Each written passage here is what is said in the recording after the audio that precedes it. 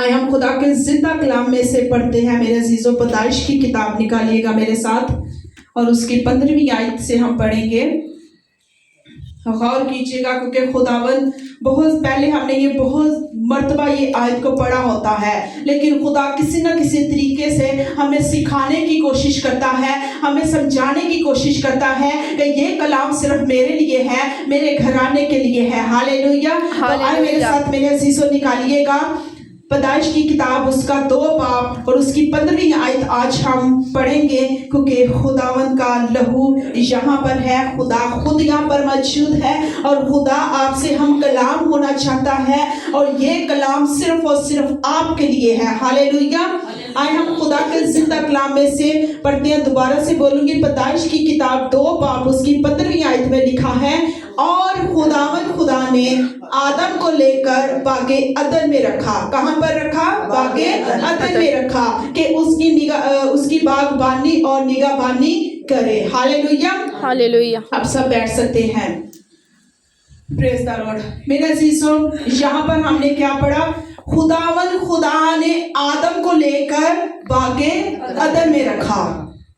अब यहाँ पर सोचें, अब अपने लिए ये सोचें कि खुदावन खुदा ने राहल को बागे अदन में रखा, खुदावन खुदा ने जमीन को बागे अदन में रखा,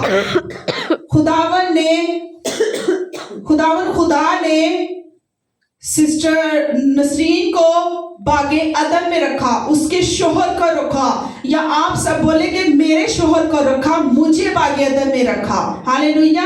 और जब एक औरत की शादी होती है मेरे अजीजों, तो जब खुदावन अपने जो है बेटे को तैयार करता है आपके लिए कि वो उसके साथ बांधी जाए, रिश्ते में एक बंधन में बांधी जाए। हालेलुया। और जब वो बंधन में बांध दी है तो वो उसका एक घराना हो जाता है। जिस तरह खुदावन ने आदम को लिया, उसको बनाया और बागे अदन में जाकर रखा और उसको बोला कि दुनिया जहां की सब चीजें यहाँ पर क्या है? मौजूद है, और तू इसको खा पी, जो तेरा दिल करता है तू इस पर, तेरा राज है, तू मालिक है यहाँ का। हालेलुया।